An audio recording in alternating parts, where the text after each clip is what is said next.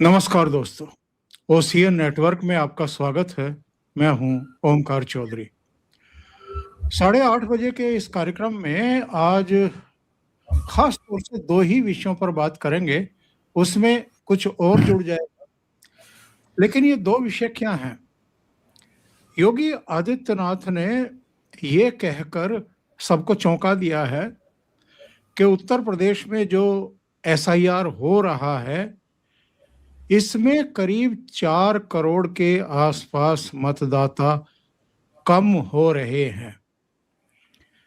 UP की जितनी आबादी है, 25 करोड़ अगर आबादी है, तो उसका 64% के आसपास मतदाता होने चाहिए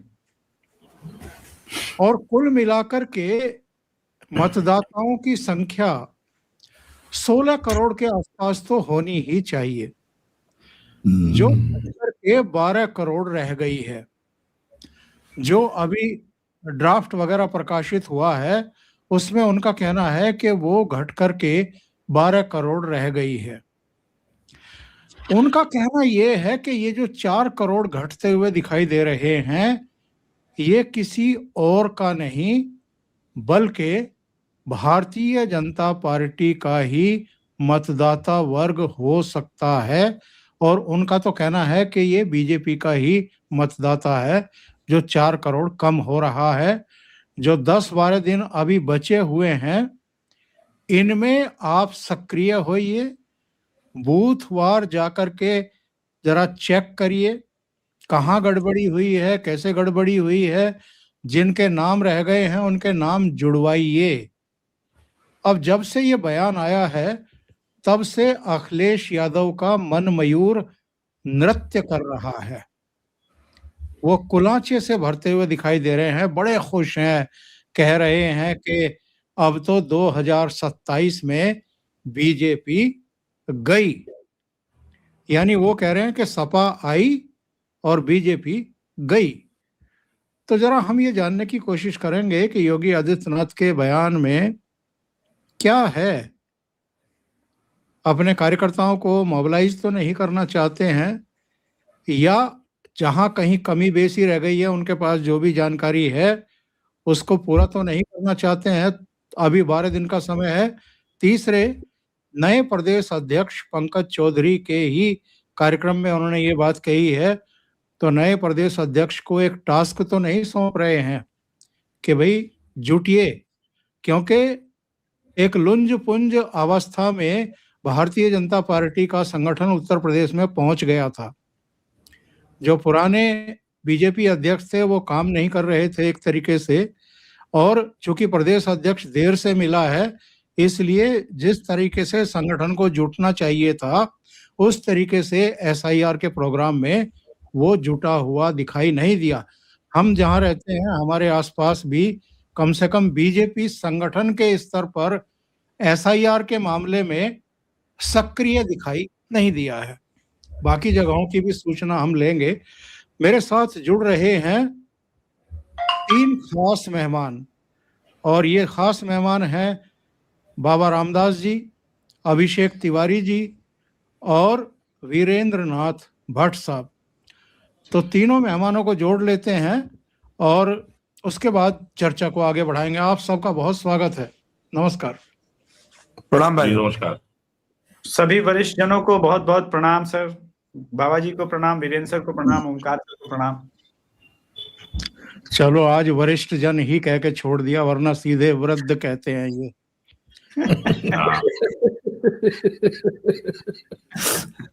तो अभिषेक तिवारी मेरा कारण है सर, एक दीवार में डायलॉग था अमिताभ बच्चन का कि आज खुश तो बहुत हो गए तुम।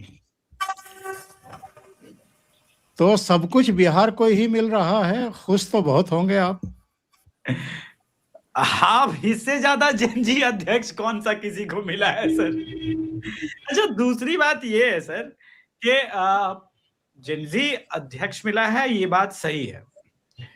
2020 में मैं नितिन नवीन जी के कार्यक्रम में गया था, ब्लड डोनेशन कैंप चल रहा था उनके बर्थडे पर, और उस वक्त ऑब्वियसली 35 साल के थे, काफी 40 साल के थे, युवा थे, यानी मेरे ही एज के रहे होंगे। तो उनके ब्लड डोनेशन कैंप के अंदर जितने अखिल भारतीय विद्यार्थी परिषद के युवा युवती थे, उनको बड़ा इंकरेज करते थे वो, कि आओ राजनीति में आओ, बदलना है कुछ तो राजनीति में आके बदलो।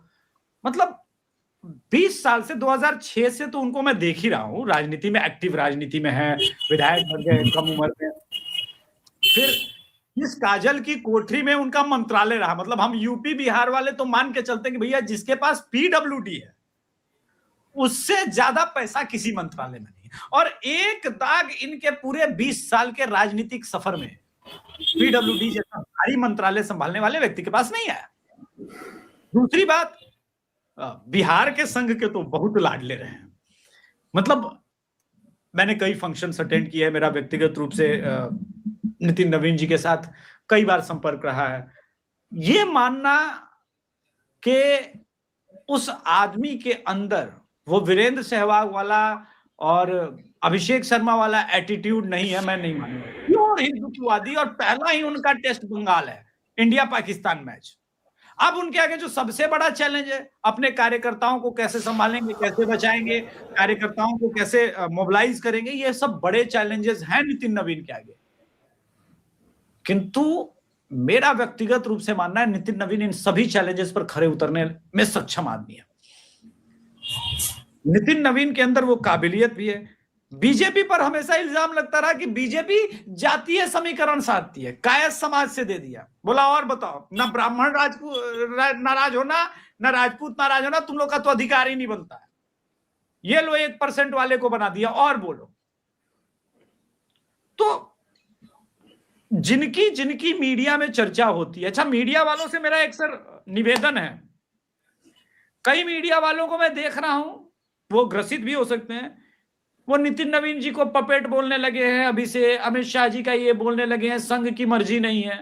मैं उनसे हाथ जोड़ के एक प्रश्न पूछना चाहता हूं, तुमको पता भी था कि नितिन नवीन बनेंगे? तुमको ये तो पता नहीं कि अध्यक्ष पद कौन बनेगा, तुमको ये पता हो गया कि नितिन नवीन जी अमित शाह जी के पपेट है। फिर इन्होंने चलाया कि संघ, एक न्यूज चैनल को देख रहा था, संघ ने कर दिया बड़ा खेल, अमित शाह की कोर टीम को तोड़ दिया, नितिन नवीन को बना दिया राष्ट्रीय कार्यकारी अध्यक्ष। मतलब इसकी भी थ्योरी गलत है। ये छत्तीसगढ़ के सर पर्यवेक्षक रहे, इनके नेतृत्व में छत्तीसगढ़ में भाजपा जीती है, ये भी गलत बात है। और उस वक्त भी अमित शाह थे। मतलब छत्तीसगढ़ में जो चुनाव हो रहे हैं अमित शाह नेतृत्व में नहीं है, और अवार्ड उन्हीं को मिल रहा है। ये तो बदमाशी वाली बात होगी।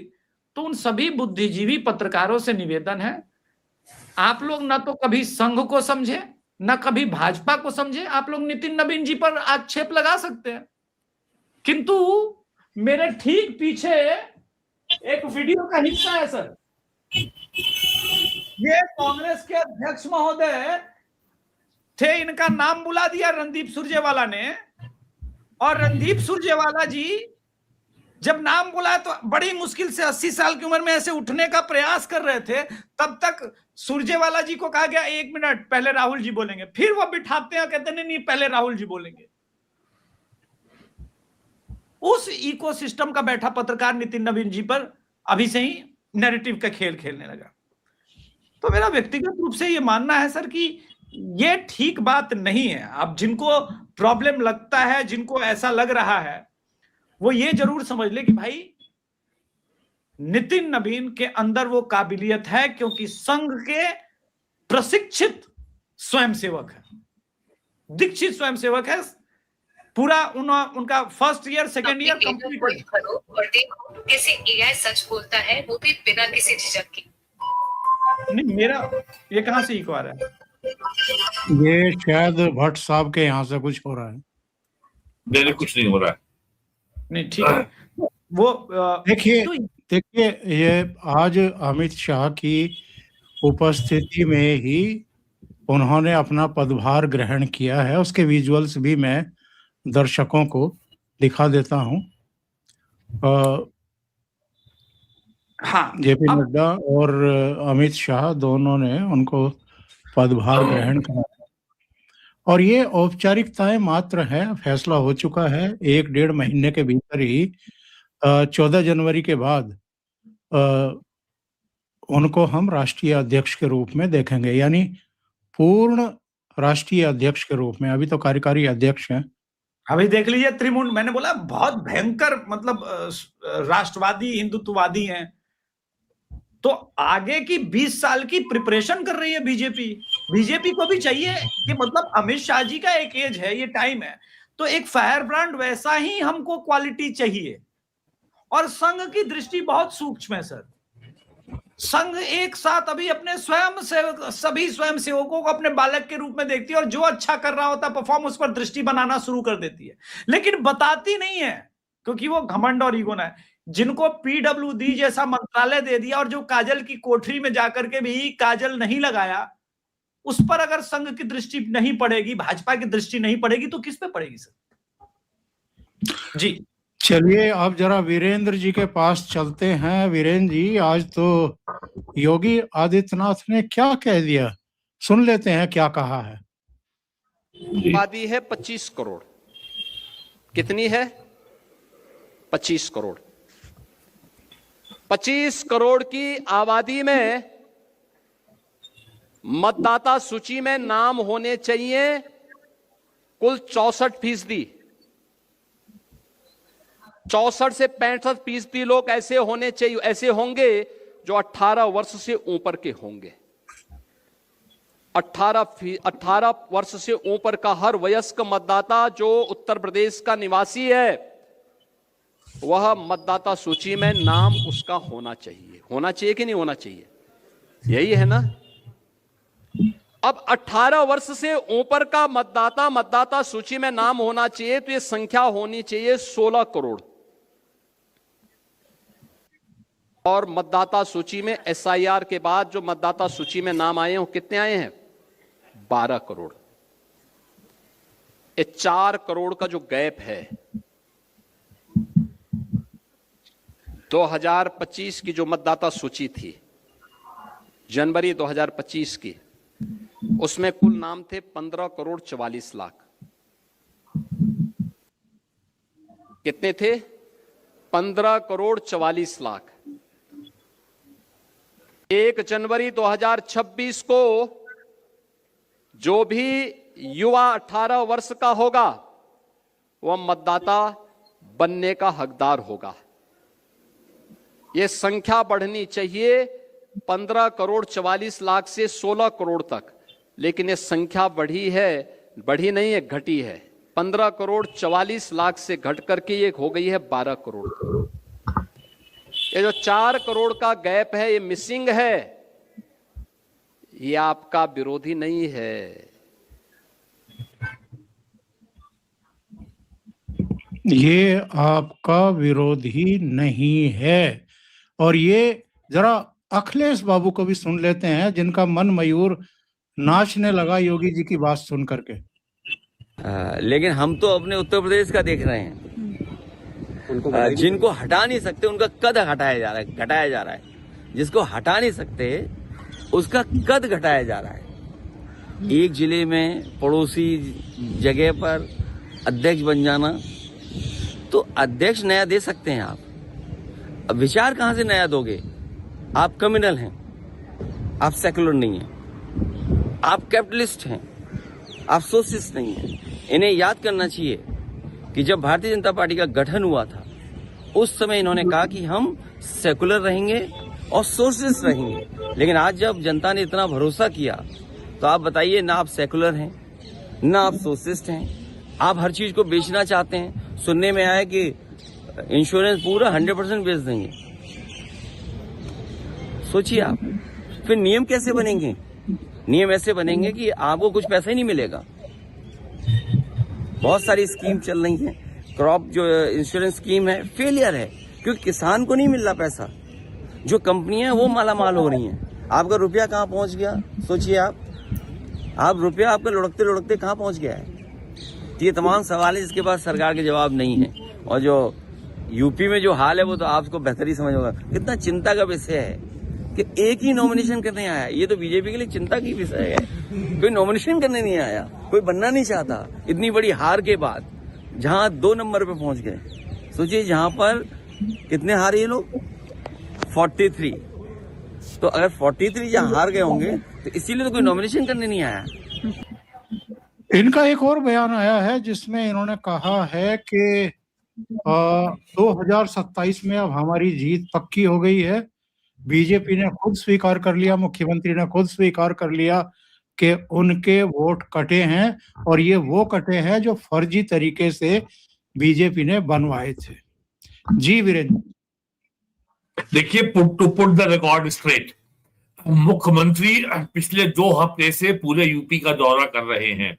मुख्यमंत्री अब तक 7 या 8 मंडलों का दौरा कर चुके हैं। जिला अधिकारी जिला निर्वाचन अधिकारी भी होता है, डिस्ट्रिक्ट इलेक्शन ऑफिसर भी होता है। मुख्यमंत्री होने के नाते, एग्जीक्यूटिव हेड होने के नाते उनको पूरा अधिकार है कि वो हर जिले के जिला अधिकारी से, मंडलायुक्त से पूछे कि भाई कैसा काम चल रहा है SIR में। और उनकी इस सक्रियता से वो इतना चिंतित हो गए प्रदेश कांग्रेस अध्यक्ष अजय राय, उन्होंने पूरी लंबी चौड़ी एक कंप्लेंट बना डाली चुनाव आयोग के लिए। तो मुख्यमंत्री अगर ये कर रहे हैं तो इसमें असामान्य बात क्या है? और ये बात सही है कि भारतीय जनता पार्टी का जो काडर है वो खास करके आपके वेस्ट यूपी में, अवध क्षेत्र में, बुंदेलखंड में उदासीन है। और जितना उसको SIR के लिए काम करना चाहिए था वो उतना काम उन्होंने नहीं किया। मैंने खुद अपने BLO को ढूंढा, मुझे किसी बीजेपी की कार्यकर्ता की मदद नहीं मिली, तो और ना ही कोई मेरे पास आया।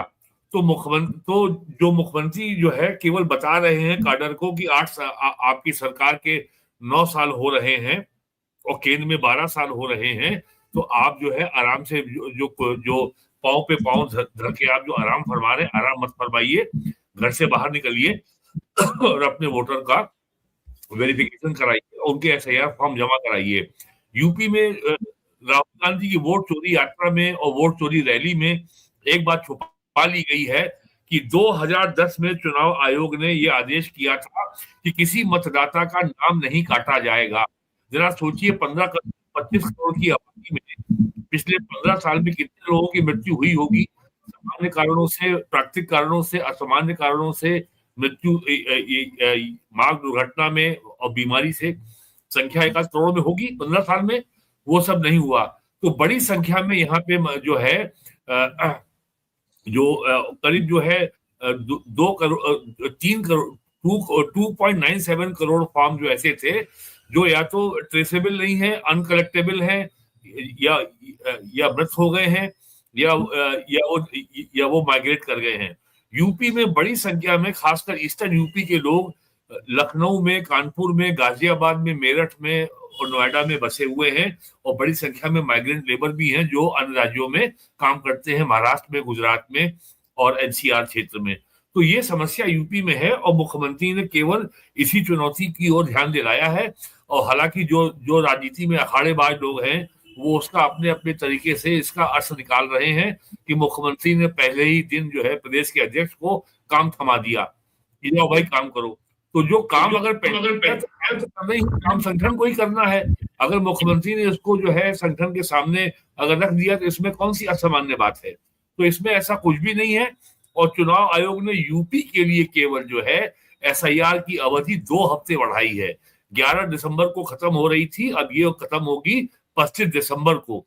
तो अभी भी यूपी में 10 दिन का समय है। तो और यूपी सबसे बड़ा प्रदेश है, 25 करोड़ से अधिक की आबादी है, 15 करोड़ 40 लाख वोटर थे 1 जनवरी 2025 को।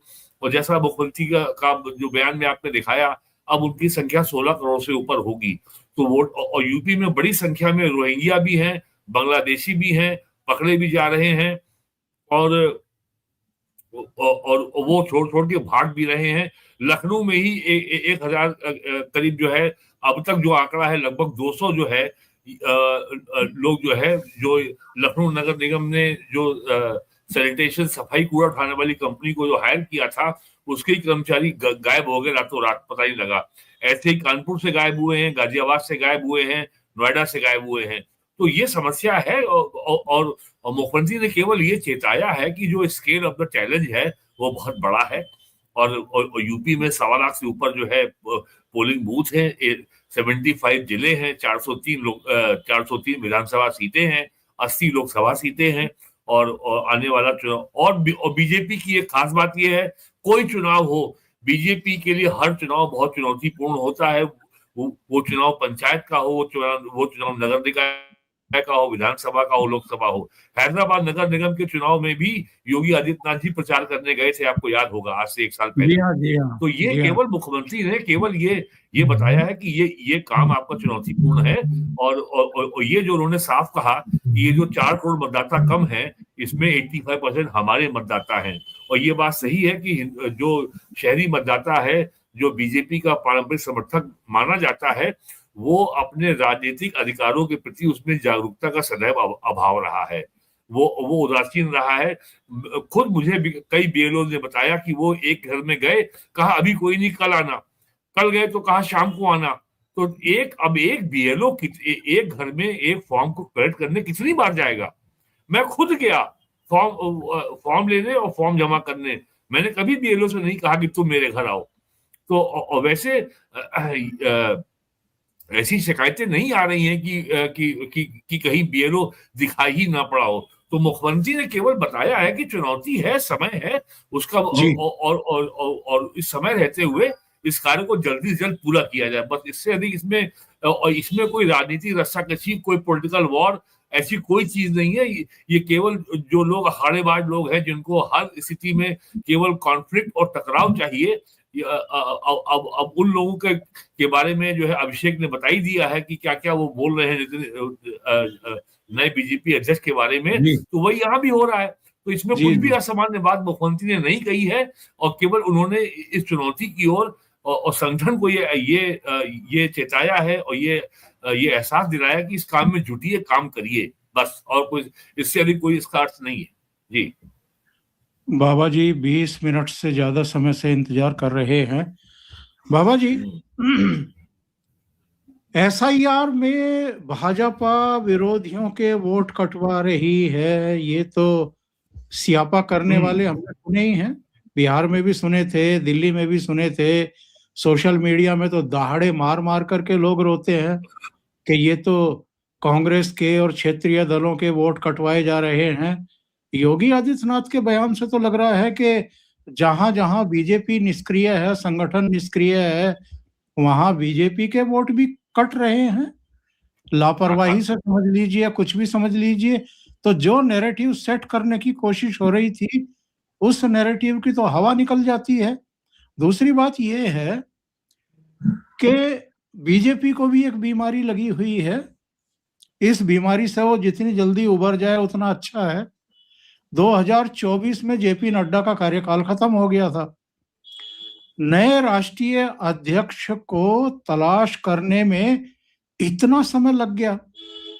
इसका अंजाम 2024 के लोकसभा चुनाव में भी भुगतना पड़ा, और इसका अंजाम अब उत्तर प्रदेश जैसे विशाल राज्य में अगर इतने वोट कट गए हैं या एनरोल नहीं हुए हैं, मतदाता सूची में शामिल नहीं हुए, और ये कोई और नहीं, मुख्यमंत्री योगी आदित्यनाथ कह रहे हैं, तो यहां भी बीजेपी अध्यक्ष काफी पहले लग जाना चाहिए था, संगठन को सक्रिय किया जाना चाहिए था।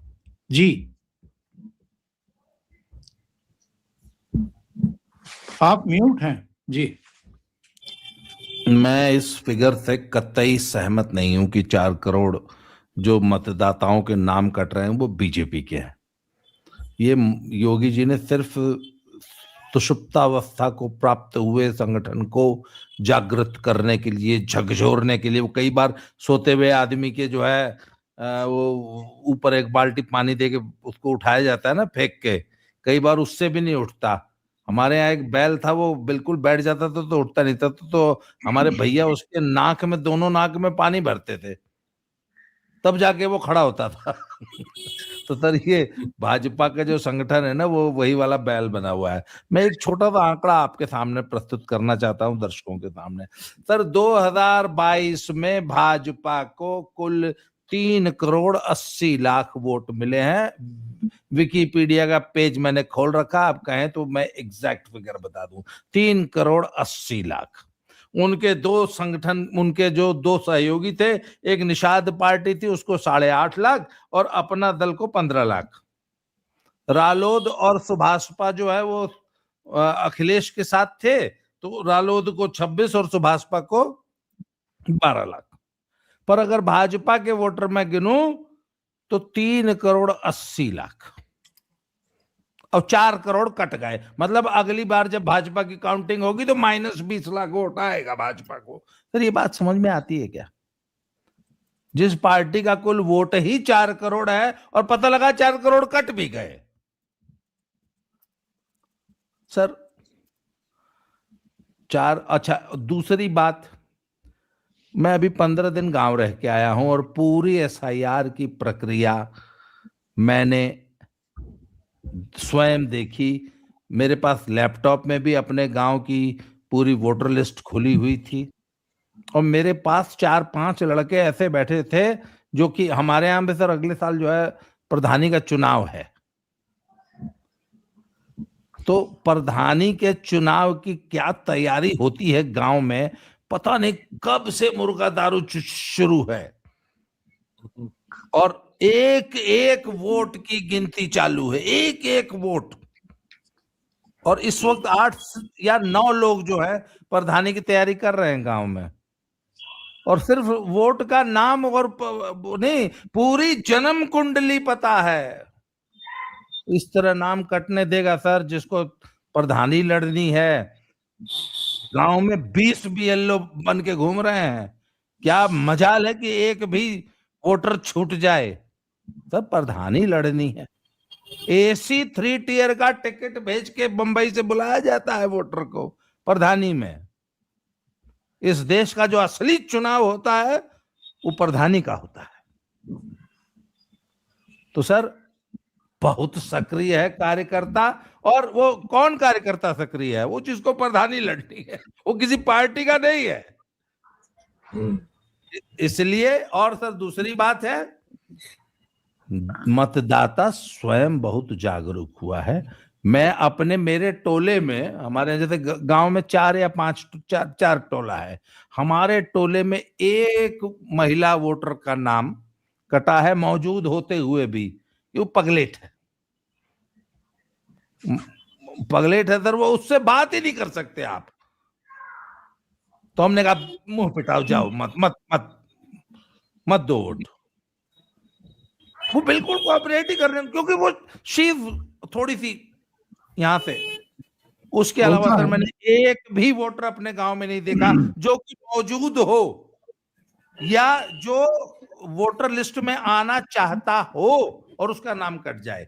हाँ सर, योगी जी ने जो ये कहा है ना भैया 4 करोड़ वोटर का नाम कट रहा है, 4 करोड़ नहीं, पर हो सकता है 3 करोड़ का कट जाए। सर जब इतने सालों से रिवीजन ही नहीं हुआ है वोटर लिस्ट का, है, कितने मर गए होंगे, कितनी डुप्लीकेशन रही होगी, कितने जो है विभिन्न प्रदेशों में जाके बस गए। तो पूरी, अगर एक बात बताऊं, भगवान न करे ऐसी कोई माहौल बन जाए ना और सिर्फ कलकत्ता और मुंबई 2 ये खाली हो जाए, सिर्फ 2 शहर कलकत्ता और मुंबई, तो 1 करोड़ आदमी यूपी में वापस आ जाएगा। 1 करोड़ से ज्यादा लोग कलकत्ता और मुंबई में रहते होंगे अकेले 2 शहरों में। बाकी सूरत और लुधियाना की तो बात ही छोड़ दीजिए, या I mean सूरत लुधियाना जैसे तो 100 शहर है।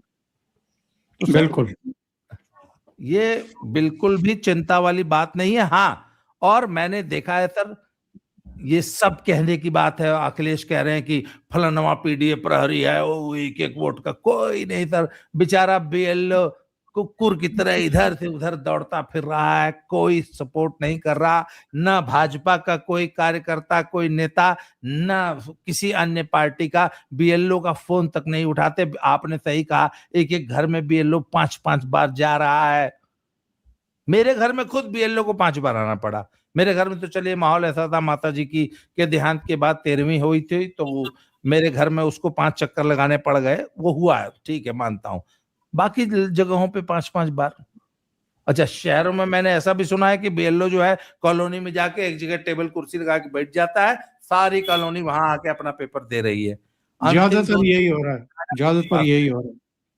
ये सच्चाई ये है सर। इसलिए बिल्कुल भी चिंता वाली बात नहीं है। ऐसा कुछ नहीं है कि बीजेपी का 4 करोड़ वोटर कट गया। अभिषेक जी, लेकिन बाबा जी काडर बीजेपी का जो है सुस्त है, ये बात तो माननी पड़ेगी आपको। बीजेपी काडर सुस्त है और जनता भी उदासीन है। सर मैंने तो बीजेपी के काडर को हमेशा ही सुस्त पाया है, हमेशा से मैंने देखा। बीजेपी का ये सब कहने की बातें हैं, मैंने आज तक कभी कोई पन्ना प्रमुख नहीं देखा। ये लोग बातें चाहे जितनी कर लें, मैंने नहीं देखा सर अपनी वोटर लिस्ट में कोई पन्ना प्रमुख। मैंने भी नहीं देखा। अभिषेक जी, ये क्या हुआ है? प्रशांत किशोर प्रियंका वाड्रा से क्यों मिले हैं? प्रियंका वाड्रा से प्रशांत किशोर क्यों मिले हैं, इस बात की चर्चा तो देखिए। अभिषेक भाई सॉरी प्लीज, मैं इंटरप्ट कर रहा हूँ सर। वो गांव में एक आध ठगों का गिरोह घूमता है कि लाइए आपका गहना दुगना कर दूं। प्रियंका गांधी का गहना दुगना करने के लिए प्रशांत किशोर वहां गया है।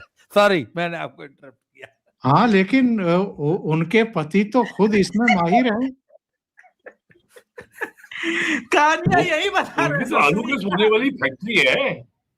रॉबर्ट वाड्रा तो माहिर है इस मामले में। अरे इस कहानी में ही मेन किरदार रॉबर्ट वाड्रा है। सुनिए तो सर पूरा।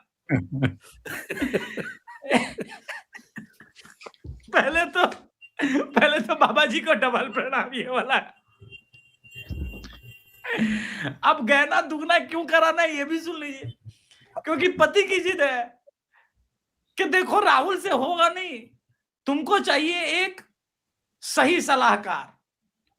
ऐसा लगता है रॉबर्ट वाड्रा को। तो एक बड़े पत्रकार है जो प्रशांत किशोर के साथ उनके बड़े घनिष्ठ संबंध है, उनके थ्रू कह रहा है कि एक बार प्रियंका जी से एक बार मिल लीजिए, मिलना चाहती।